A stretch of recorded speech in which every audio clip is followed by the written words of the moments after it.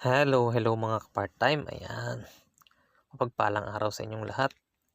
Ayan, panibagong biyaya. Meron tayo ngayong part-time dito sa Croatia. Meron kasing tumawag sa atin na bagong customer. Ayan, at nakakita tayo ng malaking puno ng cherry. Ayan, syempre hindi natin papalampasin yan. Titikim tayo niyan. Napakaraming bunga. Ayan nga pala yung ating trim. Napakalago na. Siguro, hindi ko alam kung ilang buwan na to. Ayan, after 1.5 hour, ayan na yung ating na-trim. Mahalaga kasi dito sa Croatia ang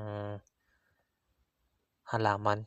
Nagiging silbing bakod nila ito sa kanilang mga tahanan. Ayan. Nagpa-part-time tayo dito tuwing summer after full-time work kasi mahaba ang araw dito tuwing summer. At ayan nga, after 6 hours natapos na natin. Ayan, thank you for watching.